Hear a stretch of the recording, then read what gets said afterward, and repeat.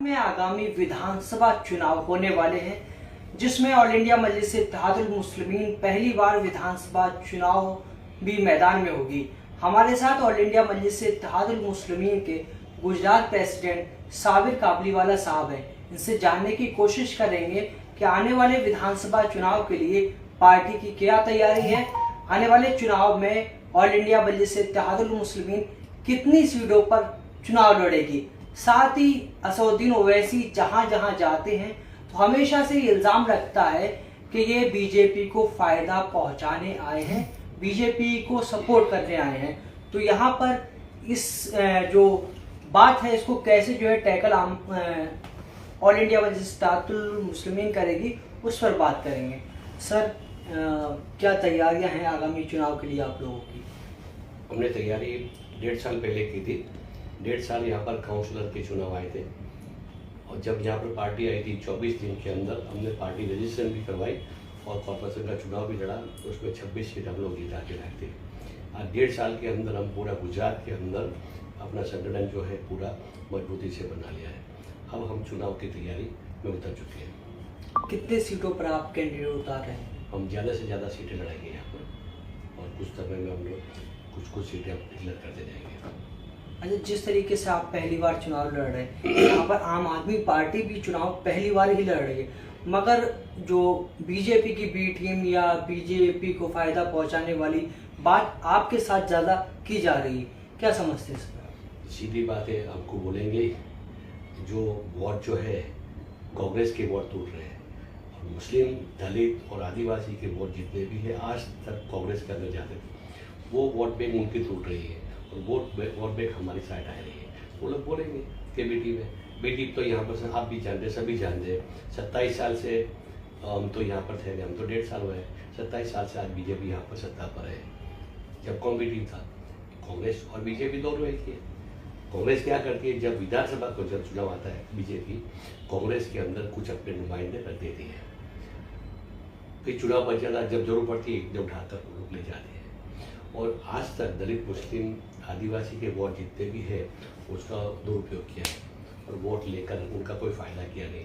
कांग्रेस और बीजेपी ने दोनों मिलकर सत्ता पर रहे और दोनों ने मजा की है और हम लोग यहाँ पर विपक्ष पे बैठेंगे। विपक्ष पे बैठकर लोगों के लिए लड़ेंगे, मजलूमों के लिए लड़ेंगे और विपक्ष मजबूत हम करेंगे।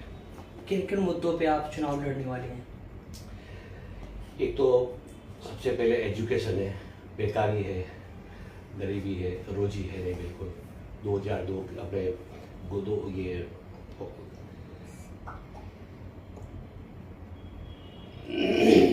लॉकडाउन के बाद आज हालत बहुत ख़राब हो गई लोगों की। आज सबसे पहले समझो कि जब नोटबंदी आई, नोटबंदी के अंदर लोगों की हालत ख़राब कर दी।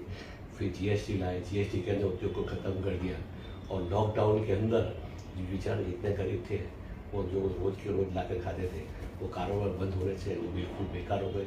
कई फैक्ट्रियाँ बंद हो गई और बेकारी एकदम बढ़ी है और गरीबी, बेकारी और दोनों बढ़ी। हम बेकारी दूर करने के लिए लड़ेंगे और लोगों को रोजी मिले, इसलिए हम लोग लड़ेंगे।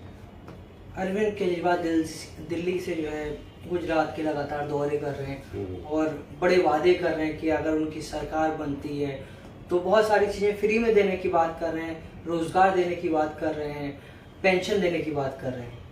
क्या फ्री में देंगे? वो लाइट की बात कर रहे थे, कई मंथ में लाइट तो फ्री देने का बिल्कुल बंद कर दिया। अब लाइट तो वहाँ फ्री में मिलती नहीं और 300 यूनिट फ्री में दे रहे थे। 300 यूनिट के अंदर कितनी लाइट चलती है? 2 पंखे और 2 लाइट। उसमें एसी लगा नहीं सकते, टीवी लगा नहीं सकते और वो जो स्कीम है गरीबों के लिए, गरीबों के लिए। लेकिन ये सबको बोलते हैं कि हम 300 यूनिट फ्री करेंगे, 300 यूनिट फ्री है, लेकिन गरीब के लिए अच्छी बात है, बाकी तो किसी को फायदा होने वाला है नहीं है। अच्छा, कल ही कांग्रेस के प्रवक्ता ने एक स्टेटमेंट जारी किया। उन्होंने कहा कि लगातार केजरीवाल गुजरात के दौरे पर हैं, गुजरात में जाके वोट मांग रहे हैं, मगर बिल्किस बानो का जो मामला है उस पर उनकी ज़बान नहीं खुली है। उन्होंने यहाँ तक कह दिया कि आरएसएस का छोटा रिचार्ज अरविंद केजरीवाल और उनकी पार्टी को कहा है। आप क्या समझते हैं?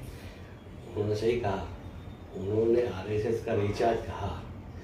आरएसएस कौन है? सबसे पहले आरएसएस कांग्रेस है। आरएसएस को पैदा किसने किया? कांग्रेस ने। और उसके बाद इसका दूसरा पार्ट जो है बीजेपी, अब तीसरा पार्ट जो है आप पार्टी आई है।